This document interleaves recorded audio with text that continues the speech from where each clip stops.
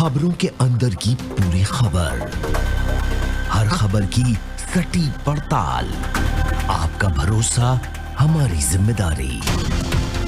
सच, साहस और सरोकार, यही है हमारी पहचान।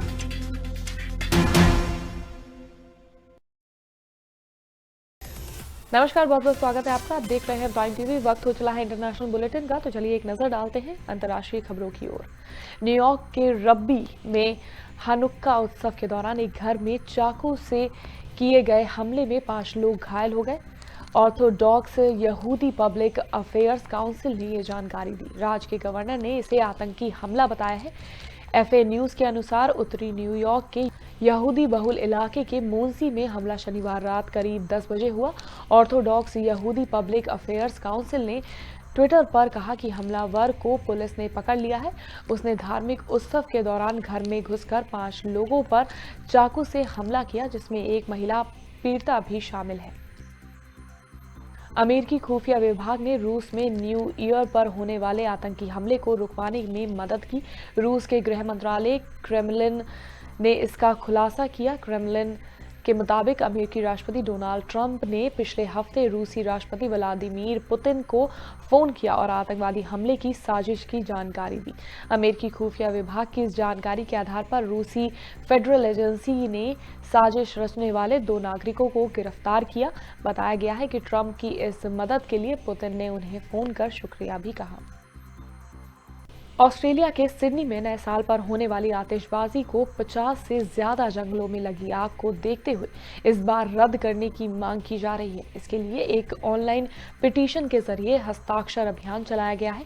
इसमें मांग की गई है कि कार्यक्रम पर खर्च होने वाली रकम आग से प्रभावित क्षेत्रों के किसानों के लिए राहत कार्यों पर खर्च की जाए।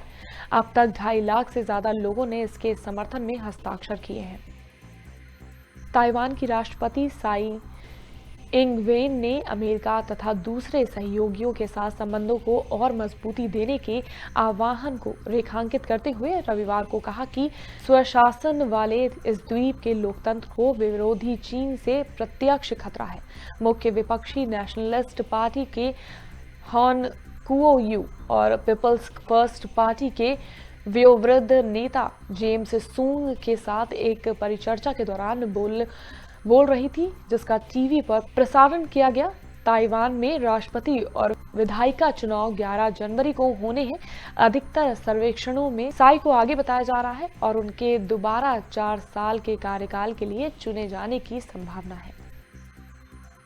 अमेरिका के टेक्सास राज्य में फोर्ट वर्थ के पास चर्च में गोलाबारी हुई। इसमें 2 लोगों की मौत हो गई, जबकि एक व्यक्ति गंभीर रूप से घायल हो गया। पुलिस के मुताबिक जिन 3 लोगों को गोली लगी, हमलावर उन्हीं में से कोई एक है। हालांकि अधिकारियों ने घटना पर आगे कोई जानकारी नहीं दी। मीडिया रिपोर्ट्स में चश्मदीदों के हवाले से दावा किया गया है कि हमले में बंदूकधारी से उलझने वाला सिक्योरिटी गार्ड मारा गया। घटना के बाद टेक्सास के गवर्नर ग्रेग एबॉट ने मृतकों के परिजनों के प्रति संवेदना जताई। इस्लामिक सहयोग संगठन की अगली बैठक में सदस्य देशों के सांसद हिस्सा ले सकते हैं, न कि विदेश मंत्री। पाकिस्तानी विदेश मंत्री शाह महमूद कुरैशी कश्मीर मुद्दा जोर शोर से उठाते रहते हैं। ऐसे में अगर विदेश मंत्री OIC की बैठक में शामिल नहीं किए जाते हैं तो कश्मीर के खिलाफ पाकिस्तानी प्रोपेगेंडा की धार कुंद पड़ने की संभावना है। भारतीय विदेश मंत्रालय की ये बड़ी कामयाबी मानी जा रही है। OIC की अगली बैठक अप्रैल 2020 में होनी है, जिसमें कश्मीर मुद्दे पर चर्चा हो सकती है।